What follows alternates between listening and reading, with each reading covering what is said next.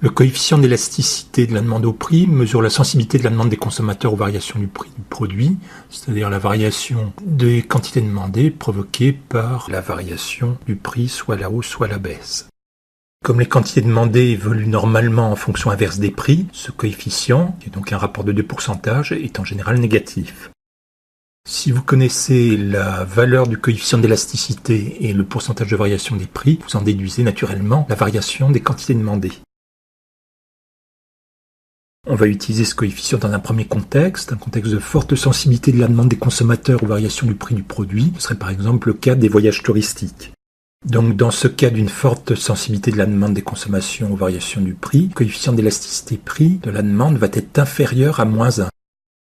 Ce serait par exemple une valeur comme -3,6, qui donc traduit une extrême sensibilité de la demande des consommateurs qui réagissent de façon très vive à toute variation du prix. Donc il suffit d'appliquer le coefficient au pourcentage de variation du prix pour obtenir la variation des quantités demandées. Dans le cas de ce coefficient de -3,6, si le prix baisse de 5%, eh bien la variation de la demande, la variation des quantités demandées est de plus 18%.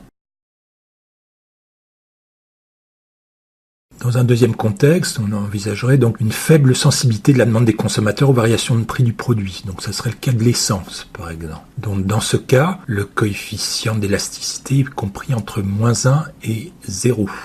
Par exemple, -0,4. En cas de baisse du prix de vente de -5%, si on applique ce coefficient de -0,4, on s'aperçoit que la demande, cette fois-ci, ne va varier que de façon minime, c'est-à-dire que de plus 2%.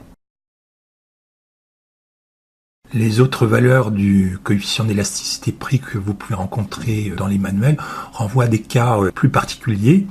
Quand le coefficient est égal à -1, donc on parle d'élasticité unitaire, c'est-à-dire que la variation de la demande est exactement proportionnelle à la variation de prix. Quand le coefficient était égal à 0, donc ça veut dire que là l'inélasticité est totale, la demande reste inchangée, quelle que soit la variation de prix. Ce serait le cas par exemple des biens de première nécessité. Enfin, le cas d'une élasticité prix positive renvoie à un cas très exceptionnel, c'est-à-dire que les augmentations de prix vont provoquer une augmentation de la demande. La demande varie dans le même sens que les prix. Donc ça renvoie au cas très particulier de la demande de biens de luxe, pour lequel joue un effet de snobisme, ou de la demande ayant un caractère spéculatif.